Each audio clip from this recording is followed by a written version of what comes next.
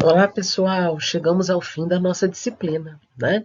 E neste capítulo final, a gente vai estudar sobre a história da educação, com uma abordagem não somente dos fatos históricos do Brasil, mas a gente vai falar também dos aspectos culturais, sociais, ideológicos da educação.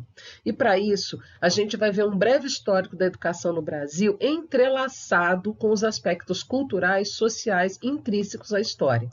Além disso, a gente vai conhecer os fatores ideológicos que compõem a educação a partir do poder de propagação de princípios e valores dentro das escolas. E, por fim, a gente vai reconhecer argumentos de teóricos da sociologia sobre a forma como a educação exerce um papel fundamental para a formação do indivíduo na sociedade. Vamos lá? O Brasil, como colônia de uma nação europeia, Portugal, teve suas primeiras escolas estabelecidas por meio da Igreja Católica. A Ordem dos Jesuítas chega ao Brasil. No entanto, apesar dos aspectos negativos do sistema de educação jesuíta, não se pode deixar de afirmar que eles construíram um sistema único de ensino no país, como a mesma língua, visão de mundo, religião, entre outros aspectos. Qualquer pessoa no Brasil tinha acesso à mesma educação. E esse cenário começa a mudar com as reformas nos âmbitos econômico, administrativo e educacional realizado pelo primeiro-ministro de Portugal, Marquês de Pombal, em 1759. A expulsão dos jesuítas acarretou a destruição do Sistema Único de Educação no Brasil e na implantação de sistema de aulas isoladas. E esse sistema, no entanto, era desordenado e dividido, e os professores que ministravam as aulas eram leigos e despreparados, o que fez com que a educação brasileira estagnasse. Quando o governo português percebe essa estagnação, ele tenta investir na educação através do subsídio literário. Essa reforma que Marquês de Pombal fez não significou uma modernização, mas sim um retrocesso na educação brasileira. E, para piorar o cenário, os ideais jesuítas de submissão e não liberdade de criação e iniciativa ainda foram mantidos, porque os professores tinham uma formação jesuíta. A situação começa a mudar novamente somente com a chegada da família real em 1808, acontecimento que foi um novo marco de transformação na educação e na cultura. Com a coroa vieram pessoas da nobreza portuguesa, como membros do alto clero, ministros, juízes, funcionários do tesouro. Também chegaram ao Brasil obras de arte, objeto dos museus e a Biblioteca Real com mais de 60 mil livros. D. João IV realizou a abertura dos portos no Brasil e a implantação do ensino superior, aspectos que mudaram a realidade do país e que proporcionaram a criação do Museu Real, da Biblioteca Pública, da Imprensa Régia e do Jardim Botânico. Em 1834, o imperador descentralizou a administração da educação.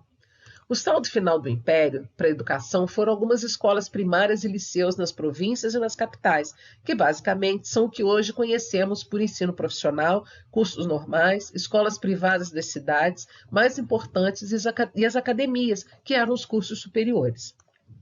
Mas em um país que pouco tinha acesso à educação primária, somente a elite conseguia chegar às academias, perpetuando assim as diferenças de classe. Em 1891, foi promulgada a primeira Constituição da República, que manteve a descentralização do ensino, acentuando a diferença entre as escolas primárias, às quais o povo tinha acesso, e as escolas da República e as instituições privadas. Além da pouca oferta de educação secundária pelos estados, pela falta de recursos para investir, essas escolas públicas cobravam taxas, selos e contribuições dos alunos, o que impedia ainda mais o acesso da maior parte da população a esse ensino. Já em 1930 e 1960, o Brasil passou por importante transformação econômica, social e também no âmbito educacional. Uma nova ideologia surgiu, afirmando que era necessária uma reorganização do ensino, pois a escola tinha papel fundamental na reconstrução da sociedade. Em 1931, foi criado o Conselho Nacional de Educação. Em 1934, a nova Constituição afirmou que a educação era um direito de todos e que o seu acesso deveria ser gratuito. Em 1946, foi publicada a Lei Orgânica do Ensino Primário, que regulava a participação do governo federal nesse ensino, com o intuito de fortalecer o acesso e a qualidade do ensino primário. A União se tornou responsável por fixar diretrizes e alguns programas básicos para o ensino fundamental no país.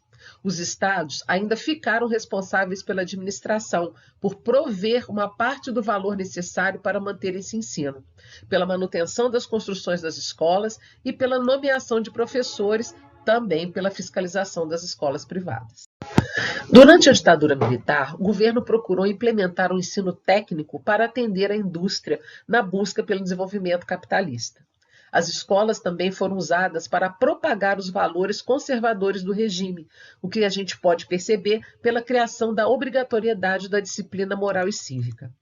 A expansão do ensino fundamental foi uma das principais medidas na ditadura. O governo buscava a universalização desse ensino com o objetivo de qualificar mão de obra. De fato, ocorreu uma significativa ampliação da rede de escolas de nível fundamental, mas essa ampliação não foi acompanhada pelo aumento dos investimentos na educação. A piora na qualidade da educação pública brasileira estimulou o crescimento das escolas privadas. Esse espaço, que era historicamente da Igreja Católica Romana, passou também a ser ocupado por empresários, o que fez com que as famílias brasileiras mais abastadas buscassem as escolas privadas para garantir a preparação para o vestibular e o acesso ao ensino superior de qualidade. Chegando aos tempos modernos, nos últimos anos, o governo federal criou programas para tentar ampliar o acesso ao ensino superior, principalmente das camadas mais populares.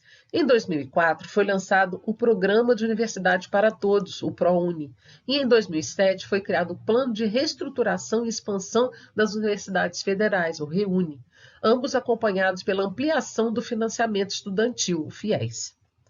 Essas políticas, de fato, aumentaram o acesso ao ensino superior. Segundo o Ministério da Educação, entre 1995 e 2002, 2,4 milhões de pessoas concluíram o ensino superior no Brasil.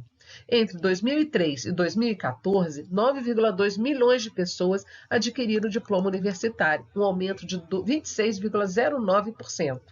O Brasil também vem apresentando melhores na educação básica, mas ainda tem muito a evoluir. As diferenças sociais e culturais continuam a se acentuar ainda mais no Brasil pela falta de acesso à educação.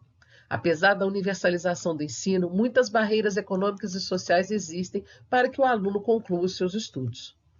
A gente vai ver agora o papel da educação como um fator ideológico. Mas primeiro vamos ver o que é a palavra ideologia. A palavra ideologia ela deriva das palavras gregas ideia e logos, o que quer dizer ciência das ideias. O dicionário diz que a ideologia é um conjunto de ideias, convicções e princípios filosóficos, sociais, políticos que caracteriza o pensamento de um indivíduo, grupo, movimento, época e sociedade. É importante a gente considerar que a ideologia é a forma como alguém ou algum grupo vê e compreende o mundo. E a partir dessa visão, define as suas ações, economias e políticas. A ideologia também pode ser entendida como uma doutrina, ou seja, um conjunto de princípios que serve como base para o entendimento. A ideologia pode esclarecer o porquê das coisas serem de determinada forma, ou ainda como as coisas deveriam realmente ser.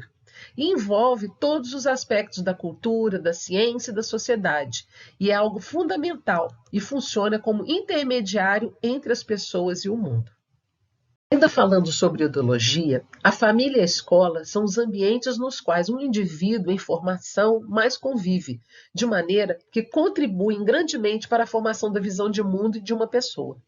Na escola, o indivíduo absorve informações, valores, princípios e ideias que irão compor a sua forma de compreender o mundo. Claramente, isso não é colocado de maneira explícita, mas intrinsecamente. Um estudante consome e interioriza as ideologias que lhe são apresentadas e, assim, constrói a sua subjetividade. Por isso, muitos autores asseguram que a escola é um aparelho utilizado pelo Estado para propagar a ideologia dominante na sociedade. De acordo com essas ideias, a escola é um mecanismo de domínio e manutenção do sistema social vigente, garantindo a lógica social e moldando a grande massa populacional. A educação é alienadora, repassando aos indivíduos a ideologia da classe dominante, contribuindo para a sustentação e continuidade desse sistema de governo atual. Para mudar essa realidade, deve-se buscar uma educação transformadora, com um ensino isento de ideologia da classe dominante do Estado, proporcionando a construção de uma ideologia própria, produzida por estudantes e docentes, o que ainda está longe de acontecer no Brasil. No entanto, é importante a gente ressaltar que, mesmo que seja um aparelho do Estado para repassar suas ideologias, a escola também exerce outras funções centrais e mais importantes para a sociedade, principalmente para a população de baixa renda. O ambiente escolar é muitas vezes o único ambiente no qual diversos adolescentes e crianças marginalizados podem construir sua cidadania. Cursar o ensino fundamental garante para muitos jovens o desenvolvimento da linguagem e do raciocínio lógico, contribuindo para a ampliação dos horizontes aos quais esses jovens podem chegar. A escolarização também é um instrumento de democratização, porque possibilita aos estudantes um desenvolvimento cognitivo que os torna capazes de compreender de forma adequada o mundo à sua volta e ter um pensamento crítico sobre este mundo.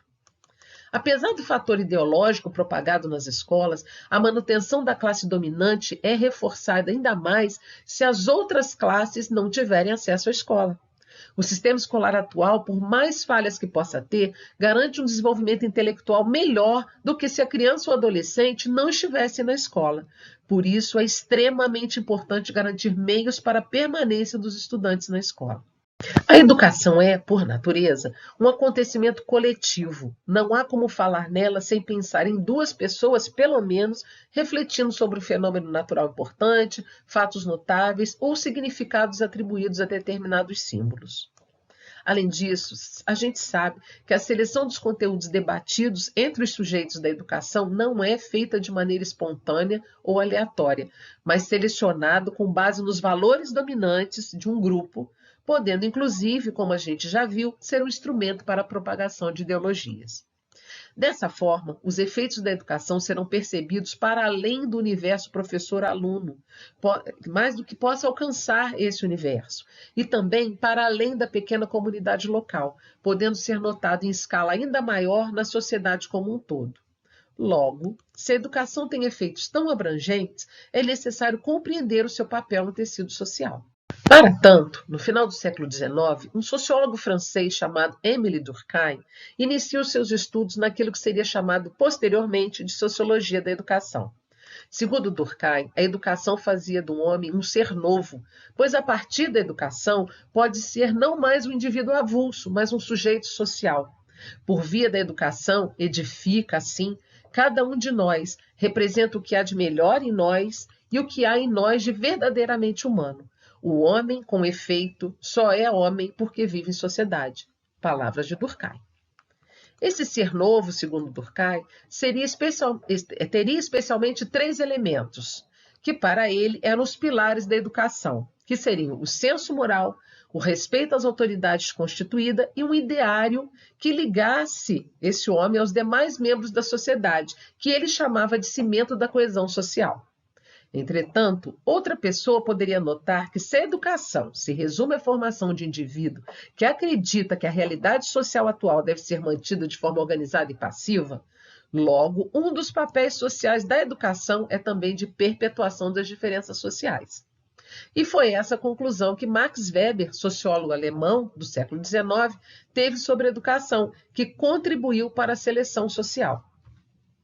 A gente pode exemplificar o conceito de seleção social da seguinte maneira. Um filho da classe dominante está mais preparado, pois teve acesso às melhores escolas e professores, enquanto o filho da classe dominada está menos preparado, pois recebeu uma educação de baixa qualidade.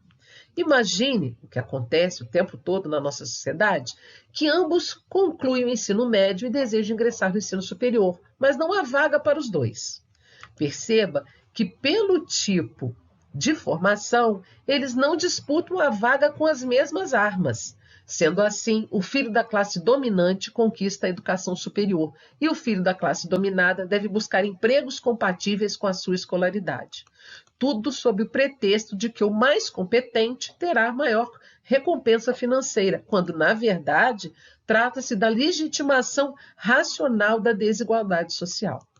Dessa forma, Lopes afirma que também para Weber, tal como para Durkheim, a educação é um processo de socialização permanente, né? E constante, que para além da escola se substancia igualmente na família, de reprodução e manutenção social. Propondo uma maneira de pensar diferente dessas ideias, Paulo Freire, educador mais moderno, compreende que a educação não necessariamente precisa propagar os padrões da sociedade previamente, né, que já foram estabelecidos previamente, mas pode ser um fator de transformação dessa sociedade. Então, gente, dentro desse pensamento de Paulo Freire, a escola pode ser um ambiente libertador, com base no diálogo, pode educar o indivíduo para que ele consiga entender, reagir e solucionar os problemas da sociedade local e global. A educação é um recurso que pode ser utilizado para transformar a realidade do homem e, consequentemente, a sociedade em que ele vive. Sendo assim, a escolarização é capaz de ser um instrumento para reequilibrar a sociedade, de modo que as classes que vivem à margem podem utilizar o conhecimento adquirido na escola para mudar a sua realidade, diminuindo as desigualdades sociais. Então, gente, com esse vídeo a gente se despede e encerra a nossa disciplina. Uma ótima avaliação para você e até a próxima.